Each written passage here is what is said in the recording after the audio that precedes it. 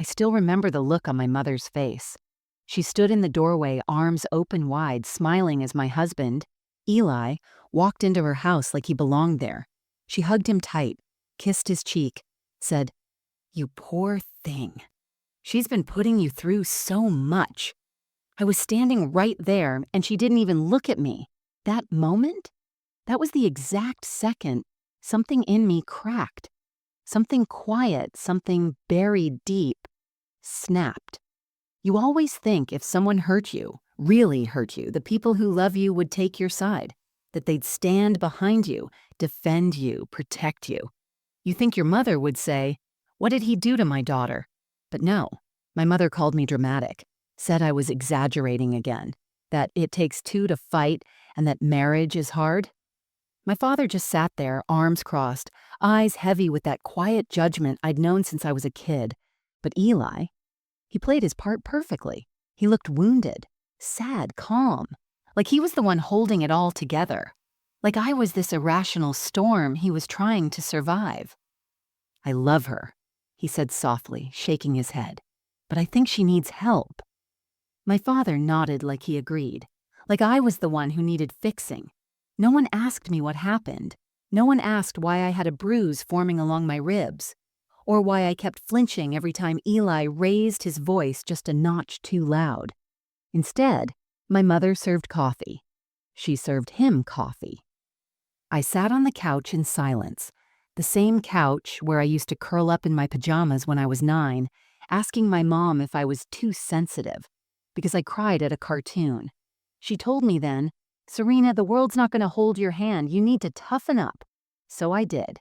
I toughened up so hard I forgot what it felt like to ask for help. But when Eli hit me, really hit me, my first thought wasn't to call the police. It was to call my parents. I don't even know why. Maybe because I still believed that somewhere under all that cold silence, they'd still choose me. I was wrong. And the worst part? My son saw everything. Zane. He's 10. He didn't say much that day, just held my hand in the car while I drove home, tears rolling down my face, trying to keep my breathing even. He didn't ask questions. He just looked up at me, eyes too old for his age, and said, "You didn't do anything wrong, Mom." I didn't reply. I couldn't. I just squeezed his hand harder. That day at my parents' house, with Eli getting all the sympathy, all the concern, and me getting nothing but side eyes and sighs, I felt like I was outside of my own life, like I'd become this invisible character in a story someone else was telling. And the version they were telling? It wasn't the truth.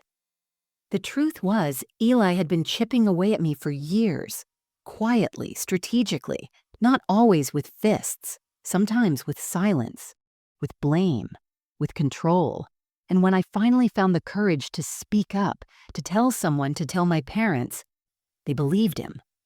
That night, when I got home, I didn't cry, not because I wasn't hurting, but because I'd run out of tears. I stared at the mirror, touching the corner of my mouth where his ring had cut me when he struck me, and I whispered, "No one's coming to save you." And I believed it, but I was wrong about that part too, because someone was watching, someone who had been paying attention when no one else had, someone small, someone brave, someone who refused to let the truth stay hidden. To really understand how that moment with my parents broke me, you need to know how I was raised. Growing up in our house, emotions weren't welcome guests. They were more like intruders. If you cried too long, my dad would sigh loud enough to shake the walls. If you got too excited, my mom would say, "Bring it down, Sarina." No one likes a drama queen, so I learned early. Quiet was safe. Quiet meant approval. And all I ever wanted, all I ever chased, was approval. My dad, Martin, wasn't a cruel man, but he was cold. Everything was logic, order, image. He was the type of father who fixed things around the house, but never noticed when his daughter's heart was broken. The type who said, "I love you," with money, not words.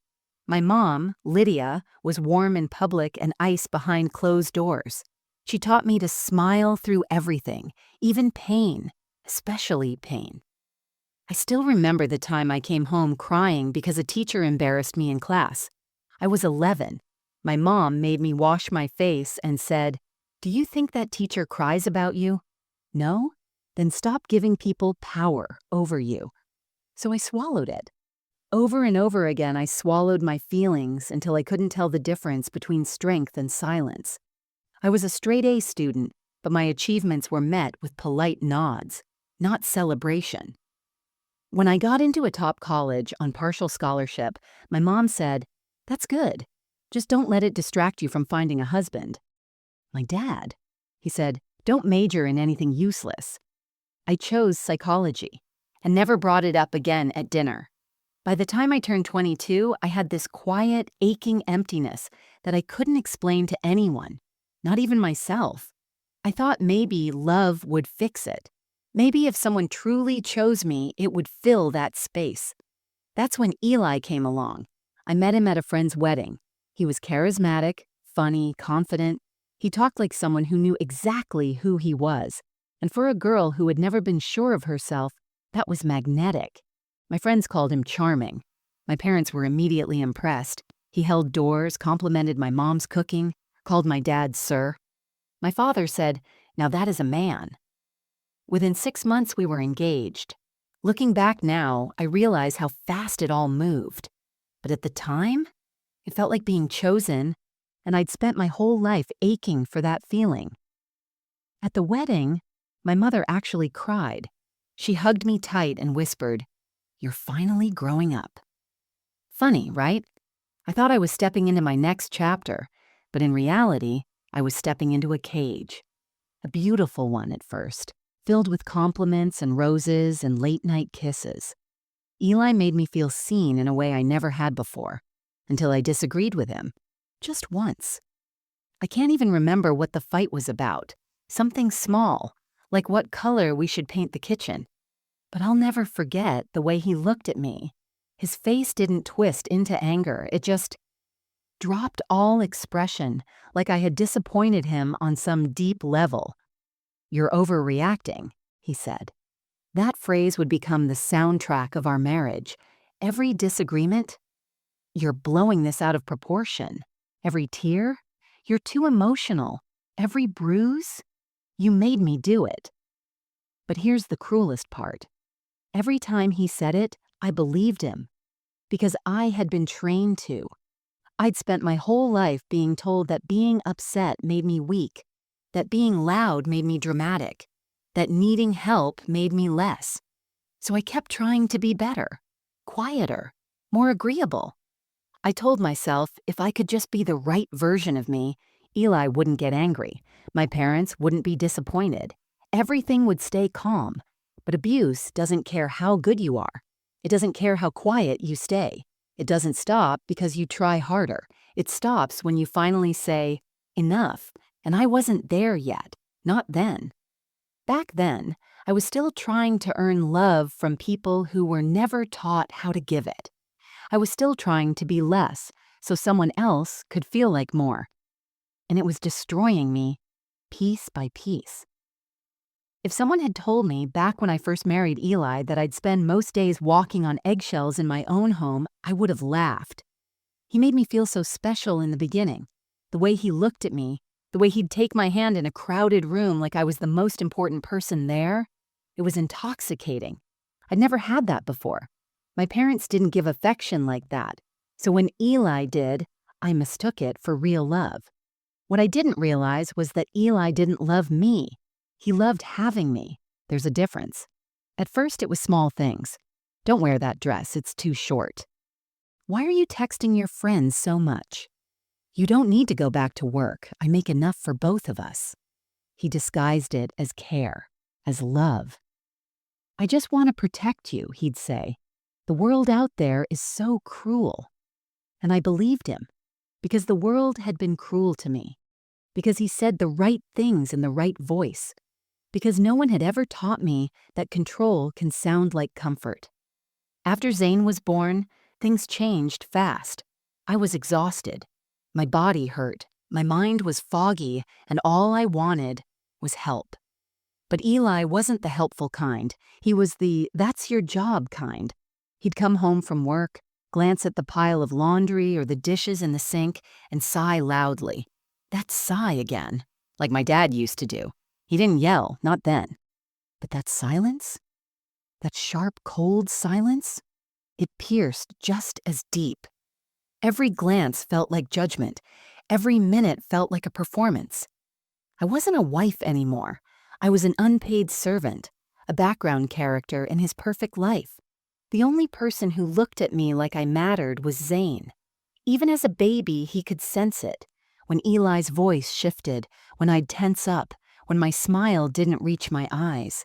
He'd reach for me, lay his little head on my chest like he was saying, "I see you, Mama. I know you're still in there."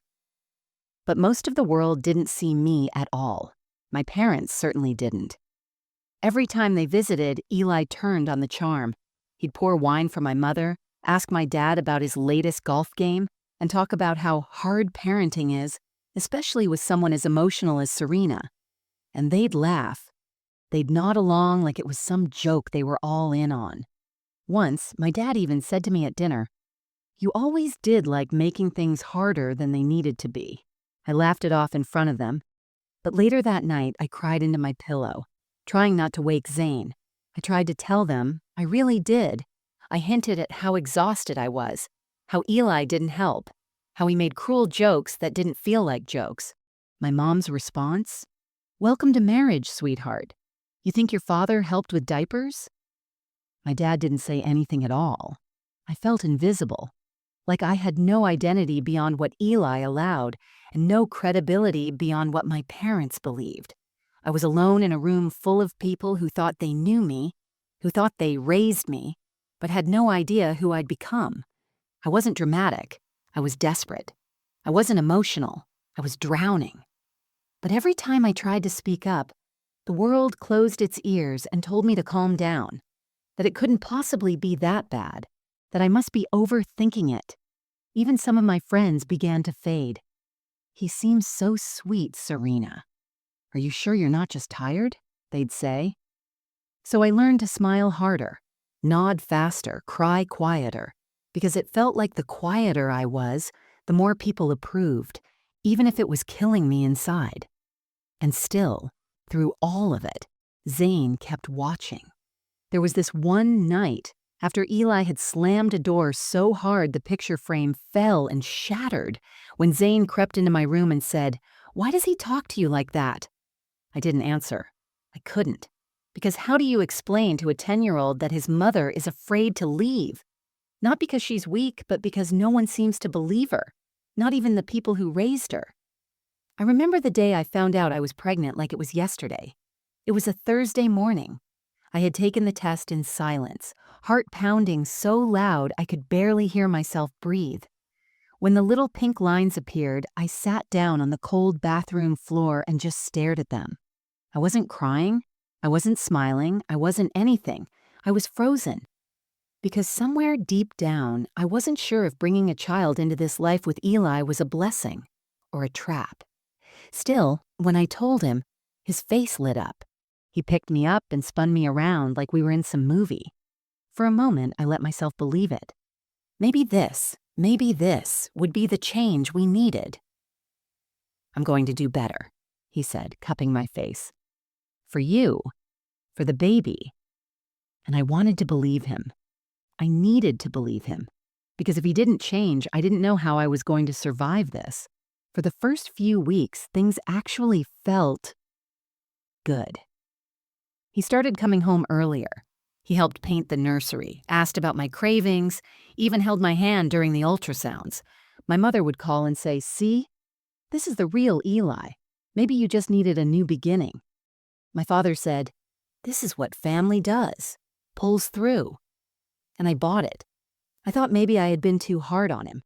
Maybe all those moments before, those slammed doors, that icy voice, maybe they really were just stress or misunderstanding, or maybe I had read too much into them. Maybe I really was dramatic, but pregnancy doesn't make people new. It just makes it harder to leave.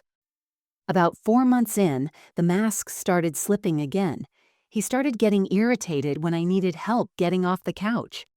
"You're acting like you're the first woman to ever have a baby," he snapped once. I laughed nervously, brushing it off.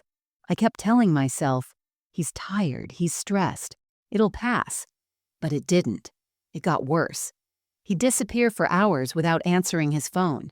He came home smelling like cologne that wasn't mine. One night, I asked him if he was seeing someone. He didn't even deny it, just stared at me with this cold, flat expression and said, "You're paranoid. You're always imagining things." That night, he slept on the couch. I curled up in bed alone, one hand on my belly, whispering apologies to the tiny life growing inside me. Still, I stayed. I kept hoping. At 7 months, we had a baby shower. My mom hosted it. Eli was all smiles, telling stories, holding my waist like we were the perfect couple. Everyone clapped and laughed and said how lucky I was. I stood there in the middle of it all, faking smiles so hard my cheeks ached. When I opened the last gift, a soft blue onesie that said "Daddy's Little Hero," I almost burst into tears. Not because I was touched, but because I was terrified. What kind of hero throws things across the room when no one's watching? What kind of dad controls everything his wife does, down to what she eats? The worst part was I couldn't even tell anyone. Who would believe me now? They all loved him. My parents looked at him like he was the best decision I ever made. My friends were already planning double dates and play dates. I was the only one who knew the truth. Still, I kept hoping. After Zane was born, Eli brought me flowers to the hospital. I cried when I saw them, not because of the gesture, but because for just a few minutes I could pretend we were okay, that we'd finally made it to the other side. I wanted to believe that having a child would soften him, that it would heal us, that it would fix all the fractures I'd been covering up for years. But I was wrong, because people don't change just because you want them to. They change when they want to. And Eli? He had no reason to change, not when everyone believed his version of the story, not when my parents were already calling him family, not when I kept staying. That brief window of hope, that fragile, flickering light, didn't last. It died the night he raised his hand again. And this time, it wasn't just a bruise I was left with.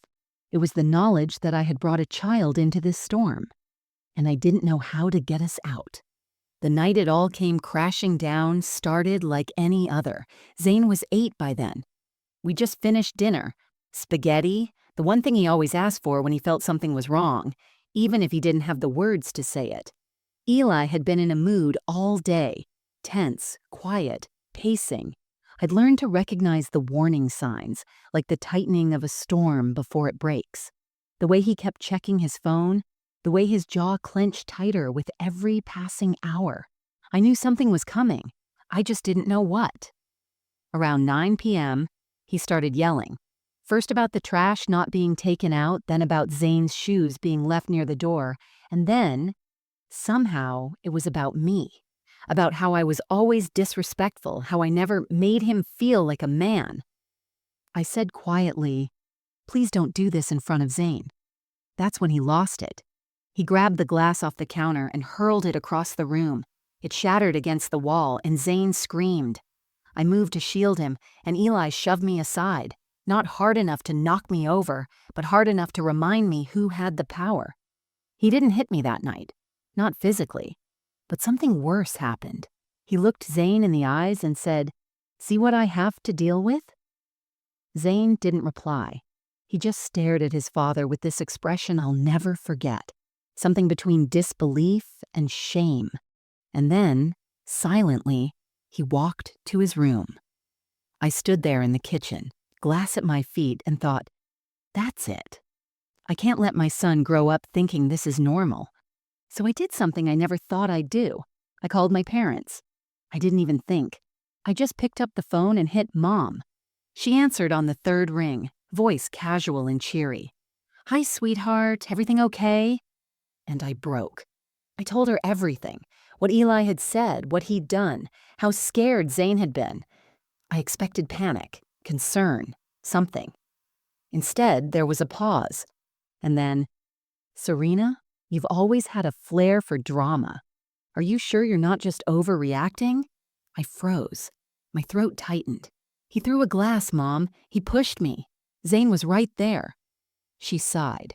"Marriage isn't easy, and Eli's under a lot of pressure at work, right? Maybe you two just need counseling." I couldn't breathe. I said, "You believe him over me?"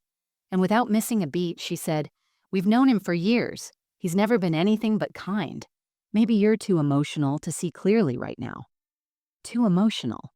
There it was again. That label they'd pinned on me since I was a child, like it explained everything, like it excused everything. I hung up the phone. The next morning, Eli suggested we visit my parents to clear the air. He said it like he was being generous, like he was doing me a favor. I didn't want to go, but I was too tired to fight. So we went. When we arrived, my mother opened the door with a bright smile and pulled Eli into a hug, like he was her son. She didn't look at me. My dad gave a stiff nod and asked if Zane was okay, without looking at me either. We sat in the living room like strangers playing pretend. Eli said all the right things. He admitted we'd had a bad night, that emotions ran high, but he was committed to fixing things. He looked my father in the eye and said, "I love your daughter. I just want to make this work." My father nodded slowly. That's what a man does. He takes responsibility. I couldn't believe what I was hearing. He wasn't taking responsibility. He was manipulating them. And they were eating it up. I said, "You pushed me.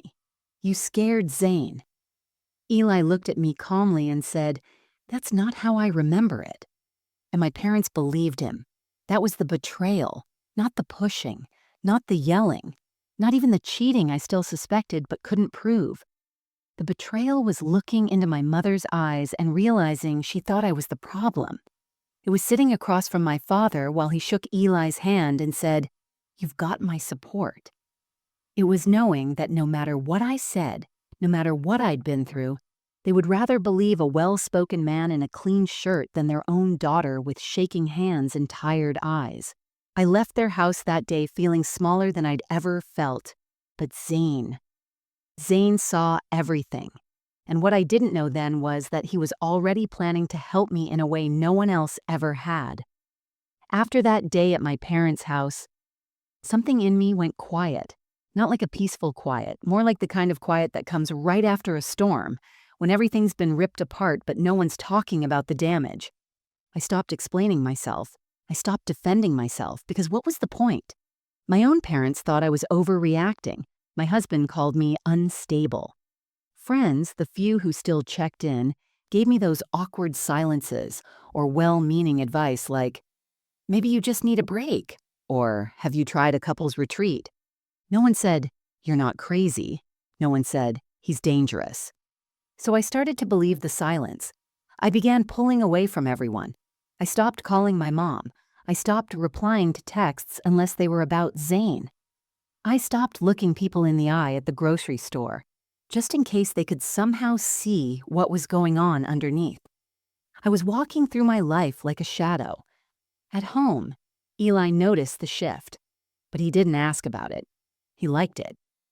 My silence gave him more control. I wasn't pushing back. I wasn't crying anymore. I wasn't questioning him. To him, it must have looked like I'd finally matured. But the truth was, I just hit a point where it hurt less to feel nothing at all. I remember waking up one morning and realizing I hadn't looked in a mirror for 3 days. Not because I didn't care how I looked, but because I didn't recognize the person staring back. My hair was always tied up. My clothes were always baggy. My voice, when I spoke, was low, flat. I didn't even yell anymore, not even when Eli forgot to pick up Zane from school or insulted me under his breath. I just nodded, like a ghost in my own body. Zane noticed, of course. Kids always do. But he was so careful with me. So gentle, like he didn't want to break whatever pieces of me were still holding together. He started doing little things, packing his own lunch, folding the laundry without being asked, leaving sticky notes with, "I love you" on my nightstand. He was 8. He shouldn't have been the one holding me up. One night, I was sitting at the kitchen table, just staring at a cup of tea I didn't even remember making. Zane walked in, slid into the seat across from me, and said, "You don't talk to Grandma anymore." I just blinked at him. He said, "She's wrong, you know, about you." I felt the tears before I could stop them. Not the loud kind, the quiet ones, the ones that slip out like your body's trying to bleed sadness. I nodded but couldn't say anything. My voice didn't work right anymore. It was like grief had tied knots in my throat that nothing could untangle. I think that was the moment I realized how lonely I had become. Not just physically, emotionally, mentally, spiritually. I had no one I trusted. No one I could fall apart in front of without being judged or gaslit or labeled difficult. It's one thing to be abused behind closed doors. It's another thing entirely to be disbelieved in the open. I started journaling again. Just scraps, phrases, thoughts, memories I didn't want to forget. I didn't write with any plan. I just needed to remind myself that I existed, that something about me was still mine. There was a passage I wrote over and over. They say I'm too emotional, but if I stop feeling, I'll stop being human. Some nights I reread that sentence like a prayer. Other nights I tore it out of the notebook because I hated how weak it made me feel. I stopped attending church. I stopped going to the park with Zane. I stopped accepting invitations from old friends who used to ask, "Is everything okay?" with that look that said they already knew the answer. I was ashamed, not just because of what Eli did, but because I stayed, because I had no proof, because people I loved believed my abuser more than they believed me. I started rehearsing responses in my head, fantasizing about what I'd say if someone finally asked, really asked how I was doing. But no one did. And eventually, even those imagined conversations faded away. I was a wife, a mother, a shell, but not a woman anymore, not a person. And yet, in the quiet, in the shadows of all that silence, something small was beginning to shift. Not in me, in Zane. And that shift would become the spark I never saw coming. It happened on a Tuesday. Zane had just turned 10 a few weeks earlier. He was small for his age, quiet, thoughtful, the kind of kid who noticed things people didn't realize they were showing. Teachers always called him mature, but it wasn't maturity. It was survival. He was growing up in a house where silence kept us safe. That night, Eli had gone out. Some networking event for work, he said. He didn't invite me. He never did anymore. I didn't even ask. I just made sure the house was clean, the lights were low, and Zane had something warm for dinner. That had become our new routine. Wait for Dad to leave, then breathe. We were sitting at the kitchen table. I was folding laundry while Zane did his homework. There was a kind of peace in that moment. Not happiness, but a break from fear. I remember thinking, I wish this could be our life. Just this. Just quiet. And then he said it. "Mom, can I show you something?" I looked up. "Of course, baby. What is it?" He reached into his backpack and pulled out a small USB drive. For a second, I didn't understand. I thought it was for school, maybe a class project or a video his teacher had given him. I was halfway through asking, "Did your teacher give you—" when he interrupted. "I made it," he said quietly. He slid it across the table toward me. "It's important." I picked it up, confused. "What's on it?" He looked down at his notebook, then back at me. His eyes were steady. "It's him, what he did. What he says when you're crying. When you think I'm asleep, I'm not. I recorded it." My heart dropped into my stomach. I stared at him, stunned. "You recorded him?" He nodded. "I used your old phone. The one with the cracked screen you said didn't work anymore. I charged it. I hid it behind the picture frame in the living room. I left it on." He said it like it was the most normal thing in the world. Like planting evidence against your father was something 10-year-olds just did. I didn't say anything at first. I just held the drive in my hand like it was something sacred, something dangerous. Because it was. It was proof. real, undeniable proof. After months, years of being told I was overreacting, dramatic, emotional, here it was, a piece of plastic that could finally prove I wasn't lying, that I wasn't crazy, that I was telling the truth all along. But what hit me harder than anything else was this. Zane had done this. Not an adult, not a therapist, not a friend, not my own parents, my son, my 10-year-old boy, who still couldn't tie his shoes in a double knot, had risked everything to show someone the truth. I couldn't hold it in. I started crying, messy, ugly sobs that came out of nowhere and wouldn't stop. Zane rushed to my side and hugged me, his little arms wrapping around my shoulders like he was the one comforting me. I whispered, "Why did you do this?" He didn't hesitate. "Because they don't believe you, but I do." Those 6 words shattered me in the most beautiful way.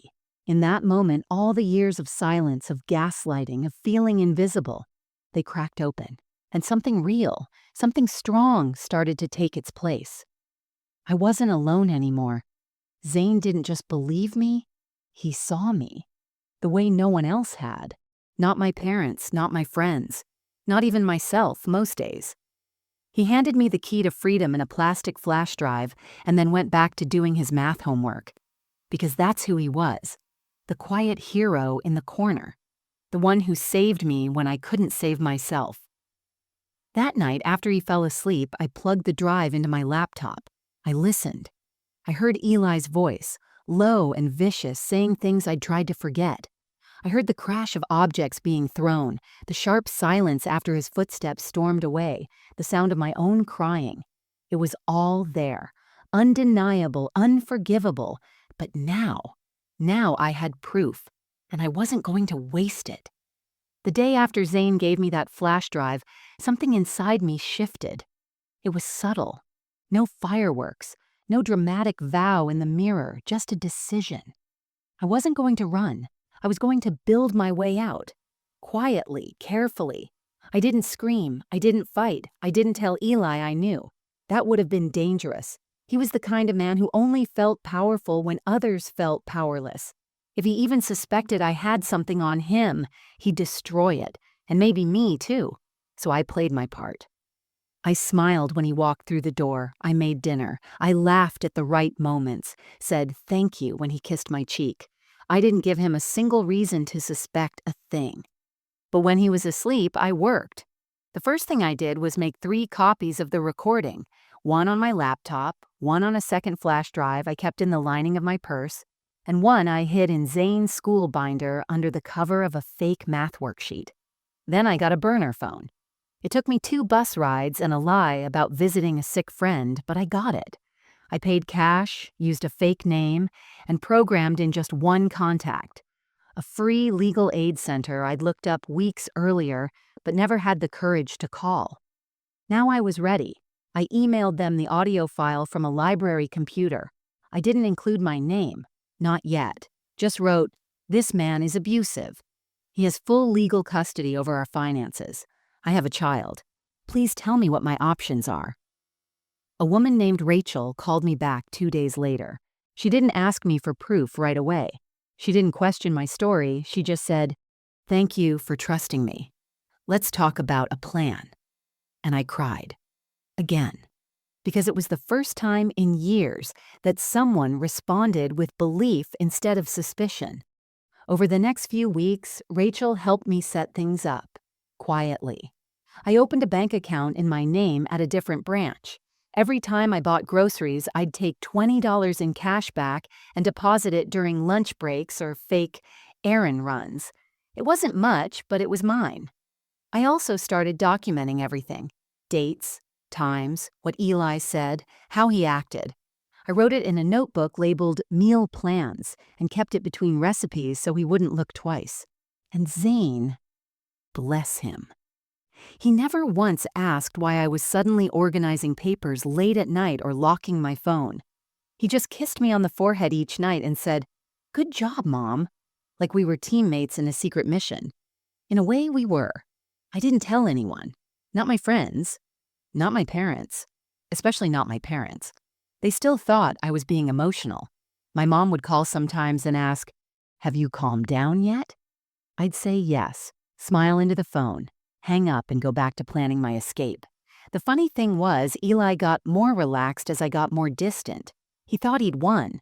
He started making plans, vacations, investments, even baby number 2. He said, "Maybe this time we'll get a girl."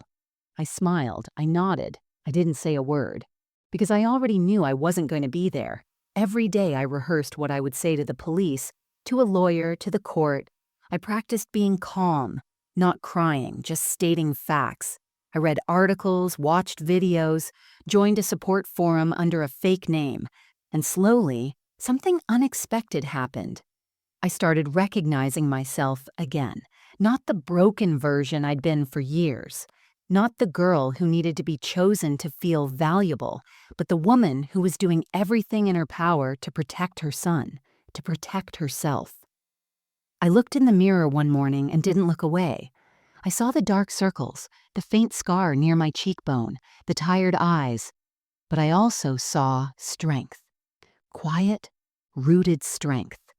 For the first time in years, I didn't see a victim. I saw a survivor, and I knew, without a doubt, that I wasn't going to wait for someone else to save me anymore. I was going to save myself. It's strange looking back now how obvious the cracks were, but no one saw them. Or maybe they did and just chose not to look closely.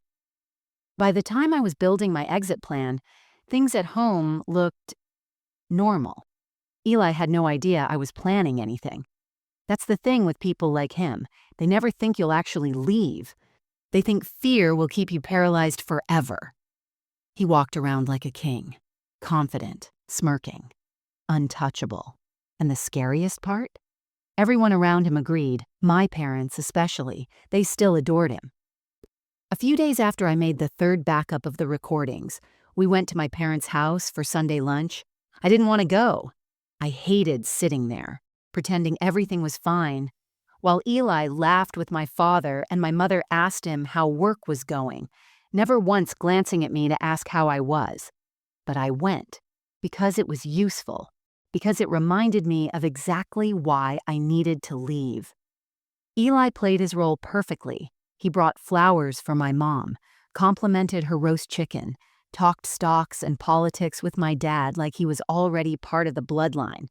At one point, my father looked at him and said, "You know, if you ever want to switch careers, politics would suit you." I nearly choked on my water, but I smiled. That's what they expected from me. The smiling, agreeable daughter who knew her place. That had always been the game. Stay composed. Keep the family image intact. Don't embarrass anyone. I didn't say a word as they all talked about planning a family trip. My mom said, "Zane would love a beach vacation. He's growing so fast." Eli chimed in with, "Yeah, I think he's finally calming down." He's been moody lately, but I guess that's the age. Moody, that's what he called Zane going quiet after seeing his mom pushed across a kitchen floor. I wanted to scream, but I didn't.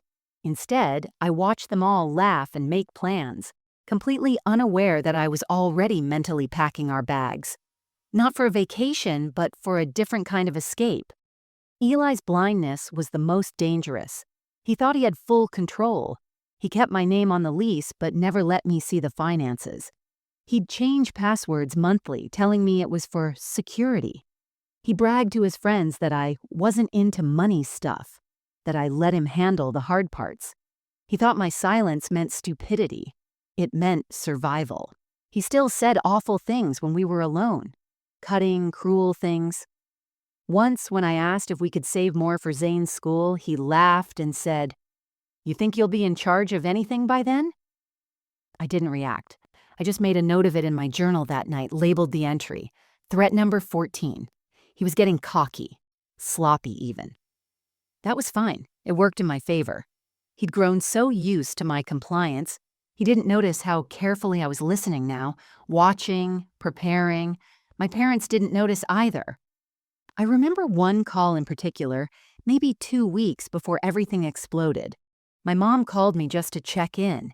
She asked how Eli was doing. Not me, not Zane. Just Eli. Your father said he looked tired last week. Is everything okay with work? She asked. I paused, then said, He's under a lot of pressure, but we're managing. You always were the sensitive one, she said with a chuckle. You take on too much. I wanted to say no. I've had too much forced on me. But I didn't. Let them laugh. Let them think I was still dramatic Sarina with a flair for exaggeration. Let them think they'd already written my story, because they had no idea what was coming. They didn't know that the next time they saw Eli, it wouldn't be at a dinner table. It would be in a very different room, with very different faces. And they certainly didn't know that the little boy they'd brushed off as moody was the one who would turn the entire story upside down. They were blind, but not for much longer. I didn't plan to make the reveal on my father's birthday. It just fell into place. Martin was turning 60, a big deal in our family. He always made a fuss about milestones. He believed in traditions, speeches, handwritten cards, all that polished pride he called legacy. And my mother, of course, went all out. She planned a formal dinner at their house, invited close friends, extended family, even printed little name cards for the dining table. It'll be good for the family, she said when she called to invite us. And Eli could use the distraction. He's been under a lot of pressure. I said we'd be there. She didn't hear the pause in my voice, but Zane did. I hung up and looked at him across the breakfast table. He was stirring his cereal, his face calm. Do I have to go? He asked. I didn't answer right away. I was still holding the phone, staring at it like it might burn a hole in my hand. Then I said, yes. But this time, we go for us, not for them. That night, after Eli fell asleep, I sat on the floor of my room and opened my laptop. I plugged in the USB. I listened again, not to torture myself, but to prepare. I memorized the timestamps. I rehearsed how I'd explain it if asked. I saved a copy of the recording to my secret email. I backed it up again. And then I did something new. I printed a letter, 1 page, folded it neatly, slipped it into an envelope and wrote, Martin, on the front in my neatest handwriting. The next day I stopped by a store and bought a small black gift box, just big enough to fit the flash drive and the letter. No bows, no ribbons, just a plain box with a powerful truth tucked inside. Zane watched me prepare it without asking a single question. I didn't have to explain it to him. He knew. He always knew. The morning of the party, I wore something simple. I remember looking at myself in the mirror. White blouse, black pants, hair tied back. No makeup except a little lip balm. I didn't want to look perfect. I wanted to look real. Eli was in a great mood. He wore his favorite suit jacket, kissed my cheek before we left, told me I looked presentable. His version of a compliment. I let it roll off me. I was too focused on what was coming. When we pulled up to my parents' house, everything looked exactly the same. White porch, well-trimmed hedges, the flagpole in the front yard like some monument to their perfect suburban lives. Inside, the smell of roast beef and garlic bread hit us immediately. My mother fluttered over in pearls and perfume, already on her 3rd glass of wine. You made it, she sang, hugging Eli tightly and kissing Zane's head like everything was normal. Everything was never normal. The dining room table was set like a magazine photo. There was even a banner that said, Happy 60th Martin, hanging crookedly across the windows. I slipped the black gift box under the pile of presents on the side table while no one was looking. The evening played out as fake as ever. Eli told charming stories. My father beamed. My mother smiled through every word like she was hosting a gala. I sat quietly, responding when spoken to, sipping my water, heart pounding the whole time. After dinner, Martin stood to give a speech. He thanked my mom, toasted a life well lived, said some cliché about hard work and family. Everyone clapped politely. He sat back down and my mother said, Time for gifts. People handed him boxes wrapped in gold foil and blue paper, watches, golf gear, a a personalized pen. He opened them all with the same practiced gratitude. Then his eyes landed on the black box. "This one doesn't have a card," he said. Zane was the one who handed it to him. My father raised an eyebrow, took it, and opened the lid. There it was, the flash drive. And the folded letter. He unfolded it, read the words silently. His face, always composed and unreadable, began to change. He didn't speak. He just stood up slowly, walked to the living room, and plugged the drive into the laptop connected to their TV. Everyone watched, confused. A few people laughed nervously. Then the audio started, and the room went quiet. At first, no one understood what they were hearing. There was just static. Then a faint sound of footsteps on tile. Then Eli's voice, low, sharp, unmistakably angry. I didn't look at the screen. I looked at Eli. He was frozen, standing beside my father's chair, drink halfway to his mouth. I watched the color drain from his face as he recognized his own words playing out loud in front of everyone. "Do you know how embarrassing you are?" His voice boomed from the TV speakers. "You're lucky anyone puts up with you." A crash followed, glass breaking, then my voice, quiet, pleading, "Please stop. Zane is right there." More crashing, the sound of a door slamming, and then silence, the kind that makes your skin crawl. In that moment, no one was chewing. No one was sipping wine. No one was pretending anymore. My father stood up slowly, eyes still locked on the TV. My mother covered her mouth with both hands. Across the room, one of my aunts whispered, "Oh my God." Eli finally spoke. "This is ridiculous," he said, his voice cracking slightly. "You're going to believe this over years of knowing me? This is taken out of context." But the audio kept playing. Another clip. Eli yelling again, accusing me of sabotaging his career, mocking me for needing a break from taking care of Zane. I didn't even remember all of these specific moments. So many blurred together over the years, but hearing them now, laid out like evidence in a courtroom, made me realize how much I had normalized the abuse. Then came the hardest part to hear. Zane's voice. "Stop yelling at Mommy," he said softly, barely above a whisper. And then Eli on the recording, "Go to your room, now." There was a sound, small, almost missed, a door clicking shut. And then the last words on the file. "She's lucky I don't do worse." That was it. The clip ended. Silence. I looked around the room. No one could meet my eyes. Everyone stared at the blank screen like it had punched them in the chest. Then I finally spoke. "I told you," I said. My voice was calm, steady. "I told you, and none of you listened." I looked at my mother first. Her eyes were wide, glassy. She looked like someone had just shaken her awake from a dream. "I tried to tell you," I said, my voice shaking now. "I came to you for help and you called me dramatic. You hugged him. You told me to calm down." She didn't say anything. I turned to my father. "You said a man takes responsibility, so here it is." His own voice, his own words, still nothing. And finally, I turned to Eli. He was staring at me, red-faced, hands clenched. "You had no right," I cut him off. "I had every right." I stepped closer to him, not afraid anymore, not small, not invisible. "You abused me. You gaslit me. You made me question my sanity. You made our son feel unsafe in his own home." I pulled the envelope with the second letter from my purse and handed it to him.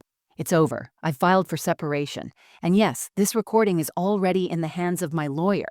The police have a copy. So does Zane's school counselor. If anything happens to us, if you so much as raise your voice, I will press charges and you will lose everything." He didn't speak. For once, Eli was completely silent. And I loved that silence, because it meant I was finally louder than him. I turned back to the room. "I'm not here to beg you to believe me anymore," I said. "You don't get that chance again. I'm not here for your pity or your advice. I'm here because I wanted you to see who you defended when you ignored me, when you looked the other way, when you made me feel like I was crazy." No one moved. No one breathed. Zane walked up beside me, slipped his hand into mine. He didn't say anything. He didn't need to. He already knew the truth. And now, so did everyone else. For a few seconds after I finished speaking, the room was silent. But it wasn't the comfortable kind of silence. It was thick, suffocating, like everyone had been holding their breath and no one knew how to exhale without breaking something. My father was the first to move. He turned to Eli, jaw clenched so tight it looked like he might shatter his own teeth. His voice, when he finally spoke, was cold, controlled. "Get out of my house." Eli looked at him in disbelief. "Martin, come on. This is insane. You really think I'm some monster because of—" "What? A few recordings she edited together?" "She didn't edit anything," my father snapped. "That was your voice. That was you. And I didn't raise my daughter for her to be treated like that. Now get out." Eli's expression changed then. His arrogance crumbled just a little. Not because he respected my father, but because, for the first time, he realized he didn't control the room anymore. His charm, his manipulation, his calm tone, none of it worked here. Not now. Not after they'd heard the truth from his own mouth. He looked at me, eyes narrowing. "This is what you want? You think I won't fight back? You're going to regret this." I didn't even blink. Not as much as I'd regret staying. He scoffed and looked at my mother, like he expected her to step in and defend him like she always had. But this time she didn't. She was sitting on the edge of the couch, one hand over her mouth, eyes locked on the floor. "Lydia," he said, forcing a half laugh. "You know me, this is all being blown way out of—" "I didn't know," she said, her voice barely above a whisper. "I didn't want to know." She looked up at me then, and for the first time in what felt like years, her face wasn't smug or dismissive. It was scared, ashamed. "I thought you were exaggerating," she whispered. "I thought you were just being sensitive again." Her eyes filled with tears. I was wrong. The words should have comforted me. They didn't. Because they came too late. I nodded, but I didn't reach for her. I didn't say, "It's okay," because it wasn't. She had left me alone in that house for years. She had chosen his version over mine over and over again. And now that the truth was unavoidable, now she wanted to admit it, I didn't have it in me to offer her absolution. Not yet. Maybe not ever. Eli turned toward the front door. He was fuming but cornered. "You think this is the end?" he muttered. "You'll see how hard it is out there on your own. Without me, you're nothing." Zane flinched at that, so I stepped between them. I didn't raise my voice. I didn't scream. I just looked him straight in the eye and said, "The difference between you and me, Eli, is that I don't need to break people to feel strong. You do." He hesitated for half a second, like he wanted to say more. Then he grabbed his coat and stormed out, slamming the door so hard the pictures on the wall rattled. No one said anything for a long time. I sat down, pulling Zane gently onto the seat next to me. My dad poured himself a glass of water with trembling hands. My mother sat still, blinking slowly like she was waking up from a bad dream. My aunts quietly began gathering their purses, whispering things like, "We had no idea," and "She's so strong and I feel sick." And I just sat there. Because for the first time in years, I didn't feel the need to explain myself. The truth had spoken for me. The consequences were no longer mine to carry. They were his. They were theirs. All I had ever asked for was to be believed. And now that they had finally heard the truth, not from me, but from him, they couldn't deny it.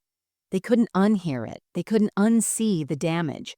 And whether or not they wanted to admit it, they had helped him keep me in that place for far too long. So I let them sit with that. I wasn't interested in revenge. I wasn't interested in revenge because the moment he walked out and the room finally saw me, the real me, I had already won. After Eli slammed the door and disappeared from my parents' house, something remarkable happened. Nothing. No yelling, no gaslighting, no doors banging, no walking on eggshells. Just stillness. And for once, that silence didn't feel threatening. It felt like freedom. Zane leaned into me on the couch, his small hand resting on mine. He looked up at me, and in the softest voice said, "Are we safe now?" I could barely answer. My throat tightened, my chest filled with something too big to name. Relief, sadness, rage, gratitude, all tangled together in a knot that had taken years to form. I nodded. Yes, we're safe now. That night, I didn't go home. I packed a small overnight bag from the car, grabbed the essentials, and drove Zane to a hotel Rachel had recommended to me. The same lawyer I'd been working with in secret. She had an arrangement with the front desk, a code word for safety, a cash payment system. I hadn't needed to use it before, but I was glad it was there. Zane curled up beside me on the hotel bed like he used to when he was little. He was already asleep when I looked over at him and felt the weight of everything we'd survived. We hadn't escaped in the middle of the night. We hadn't run without a plan. We'd walked out on our own terms, and we were still standing.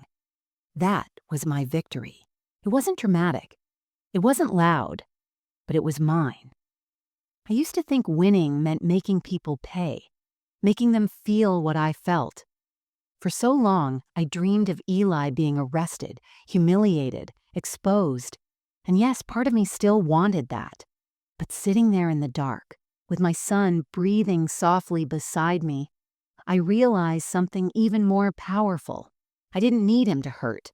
I just needed him gone. I didn't want revenge. I wanted peace. And for the first time in years, I had it. It wasn't just that Eli was out of my life. It was that the person I used to be, the scared version of me who begged to be heard, who walked around feeling invisible, she was gone too.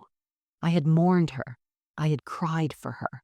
And now I was ready to let her rest, because I had grown into someone new, someone who could stand alone, someone who had walked into a room full of people who doubted her, played a recording, and watched their world tilt on its axis, not for the sake of drama, but for the sake of truth. That's what I had been fighting for this whole time. Not a perfect image, not applause, truth. The next day, I took Zane out for pancakes. It was a small diner with sticky tables and chipped coffee mugs, but it felt like the fanciest place on earth. We sat in a corner booth and ate like we hadn't in weeks. He looked happier, lighter. He laughed, really laughed when syrup dripped down his chin, and I couldn't stop smiling. It hit me right then that I hadn't seen him this free in a long time. He wasn't watching the door. He wasn't listening for footsteps. He was just being a kid. That, more than anything, was my reward. And me? I didn't feel like a failure anymore. I didn't feel weak. I didn't feel ashamed. I felt strong. Not the kind of strength that demands attention, but the quiet, unshakable kind that comes from surviving hell and building a bridge back to yourself. I called Rachel later that afternoon. We went over next steps: restraining orders, custody filings, financial separation. It was going to be a long road, but for once, I wasn't scared, because I wasn't walking it alone. I had my son. I had the truth. I had a lawyer who believed me. And I had me. The version of me that stopped apologizing for being emotional. The version of me that stopped shrinking to keep others comfortable. The version of me that finally understood I never needed anyone's permission to choose myself. That was my inner victory. I didn't win by shouting the loudest. I won by surviving. I won by standing tall, telling the truth, and walking away without burning everything behind me. Because I didn't need the fire anymore. I had the light.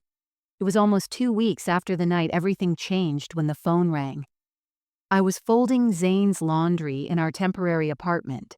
The place was small, just one bedroom, a kitchenette, and a bathroom the size of a closet. But it was ours. It smelled like fresh paint and lemon-scented cleaner instead of aftershave and tension. The windows let in real light. No shadows. I had just finished pairing his socks when my phone lit up. Mom. I stared at the screen, heart thudding. I hadn't spoken to her since that night in their living room. I hadn't called her. She hadn't called me. Until now. I almost didn't answer. But then I remembered the way she looked that night, staring at the TV screen like it was a portal into a reality she'd refused to see. I remembered the way her hands trembled, how she looked at me like she was seeing her daughter for the very first time. So I picked up. "Hello?" There was silence on the other end. Then her voice, shaky, slow.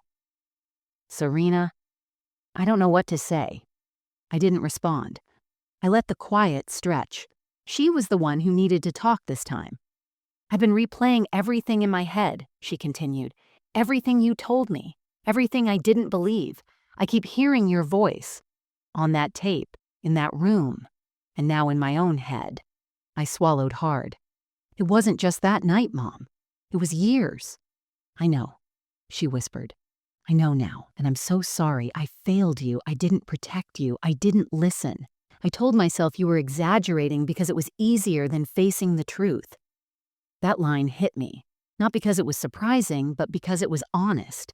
She continued, her voice cracking. "I was raised to believe marriage was sacred, that women had to be strong, that emotional meant unstable. I passed that lie on to you." I didn't say anything for a while, because it hurt. Even now, with her apology, raw and real, it hurt to hear it all confirmed. That the reason I suffered in silence was because she did too. Because she handed me the same weight that had been handed to her. "Zane protected me when no one else did," I finally said. "Not you, not Dad. A 10-year-old boy had to do what grown adults wouldn't."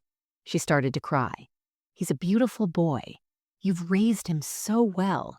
"No," I said gently. "He raised me.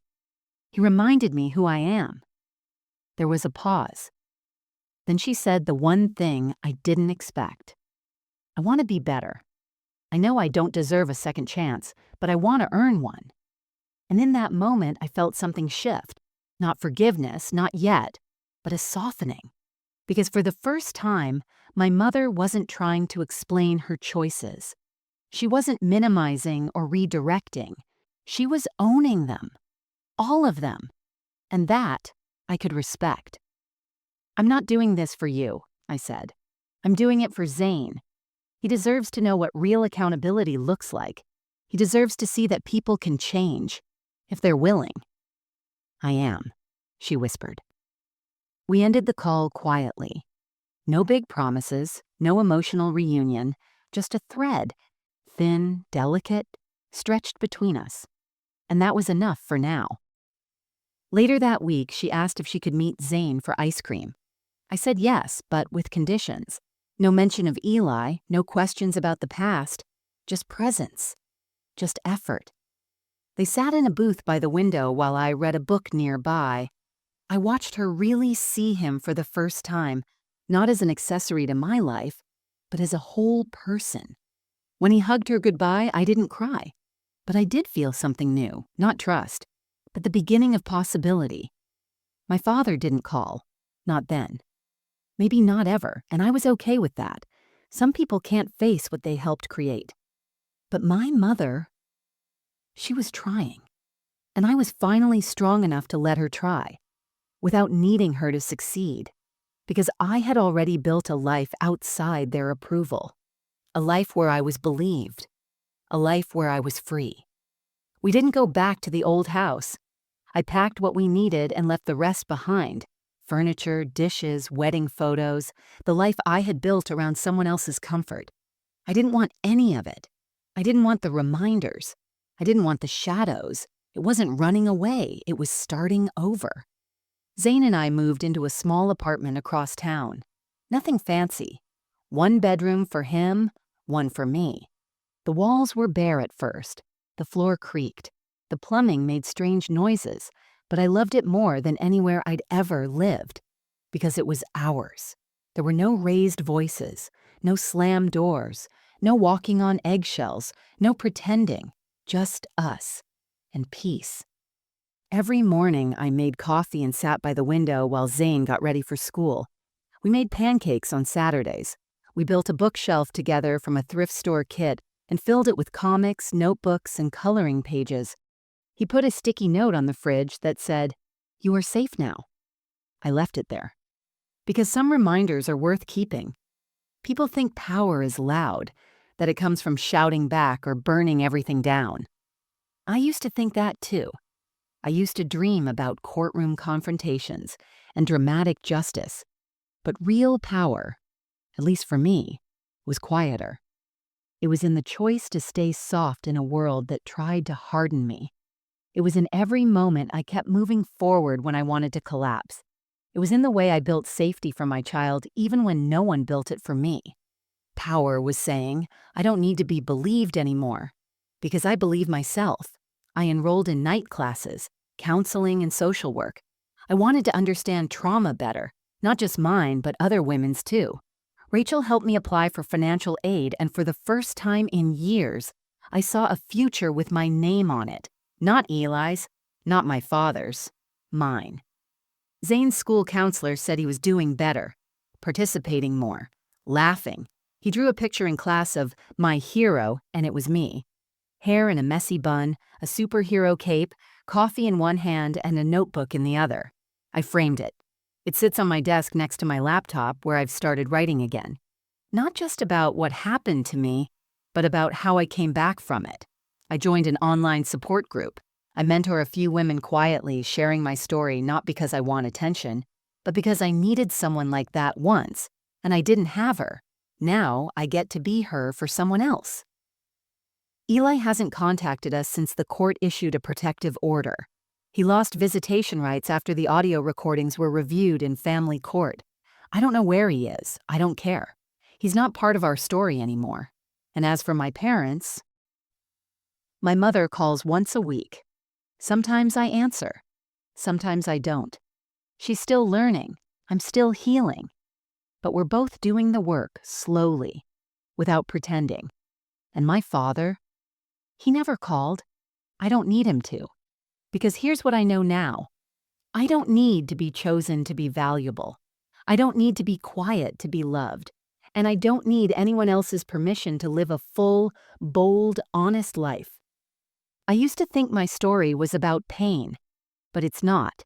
It's about returning to myself, reclaiming the parts of me that were buried under other people's expectations and abuse. It's about survival, yes, but more than that, it's about becoming.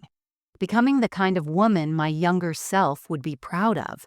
Becoming the kind of mother Zane can look up to. Becoming whole again. I walk different now, straight, slower, more grounded. I speak differently too. Not with bitterness, but with clarity, with conviction. Because I know who I am. And no one, not a man, not a marriage, not even my own parents, gets to define me anymore. This time, I chose me, and that changed everything.